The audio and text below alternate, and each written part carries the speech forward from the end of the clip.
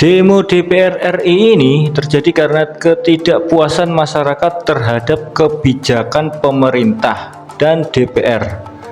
Pada tanggal 25 Agustus 2025, massa demo itu menuntut transparansi dan akuntabilitas dalam proses pengambilan keputusan. Nah, demo ini itu dimulai dengan aksi damai di depan gedung DPR RI. Namun berubah menjadi ricuh ketika massa demo merasa tidak didengarkan oleh pemerintah. Kemudian terjadilah pelemparan batu dan benda lainnya ke arah petugas.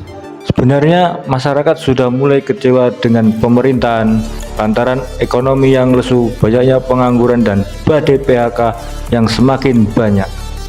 Ditambah gaji dan tunjangan pejabat itu dinaikkan 3 juta per hari. Nah, sontak hal ini itu membuat masyarakat semakin marah.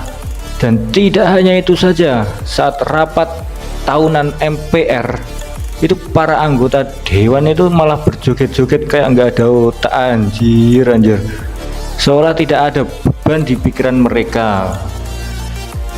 Tapi rakyat itu menanggung kesulitan hidup, apalagi rakyat menengah ke bawah. Kericuan demo DPR RI menyebabkan kerusakan pada fasilitas umum dan kantor DPR RI. Beberapa demonstran dan petugas terluka dalam insiden tersebut. Nah, demo ini itu semakin anarkis. Puncaknya seorang pengemudi ojek online itu yang bernama Mas Afan Kurniawan ini itu tewas terlindas kendaraan rantis Brimob saat demo tolak kenaikan gaji DPR di Penjompangan. Waduh, ini polisinya kalau dia berhenti mati, kalau jalan juga mati juga dia. Kapolri telah meminta maaf atas insiden tersebut dan memeriksa anggotanya yang terlibat dalam kasus ojol terlindas ini. Masyarakat di seluruh Indonesia itu malah tersulut emosi dengan mengadakan demo besar-besaran di sejumlah kota-kota besar yang ada di Indonesia. Sejumlah bangunan seperti gedung DPRD, kantor polisi, Polres, dan lain-lainnya itu dibakar massa. Tak hanya sampai di situ saja, rumah pejabat yang viral saat joget-joget di sidang tahunan MPR juga turut dijarah oleh pendemo ini, guys ya.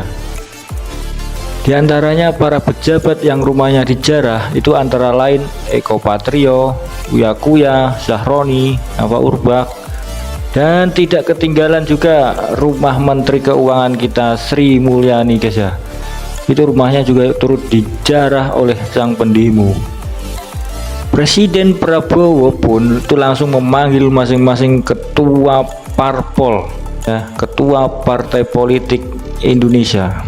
Itu ada Surya Paloh, Megawati, dan sebagainya, untuk dilakukan yang namanya meeting dan mengambil langkah-langkah selanjutnya. Nah, dari meeting tersebut alhasil pejabat seperti Eko Patrio, Sahroni, Uya Kuya, Nafa Urbach pun ikut dicopot. Kemudian Menteri Keuangan Sri Mulyani pun itu mengundurkan diri setelah pencopotan para pejabat-pejabat ini, guys ya. Demo pun itu semakin hari semakin mengerikan. Pemerintah itu mengantisipasi demo dengan menurunkan anggota militernya itu untuk mengantisipasi seperti kejadian tahun 98 yang dimana toko-toko itu dijarah, dibakar. Itu luar biasa ngerinya, guys ya. Dan korban pun berjatuhan, baik dari pihak pendemo, baik pihak dari kepolisian.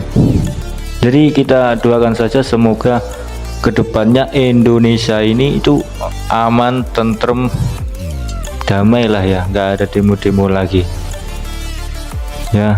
Kemudian ekonominya bangkit, tidak ada namanya badai PHK atau pengangguran ya. Dan ini pun dicontoh oleh negara-negara lain seperti Nepal, seperti Filipina dalam melawan pemerintahannya, yaitu DPR-nya. Ya, seperti contoh ini, Indonesia ini dicontoh, diterapkan demonya di sana. Oke, sampai di sini dulu pembahasan mengenai demo DPR RI ini. Sebenarnya saya ini terlambat membahas ini, tapi ya mau bagaimana lagi. Oke, sampai ketemu lagi di pembahasan-pembahasan lainnya. Tetap di channel New Story. Thank you.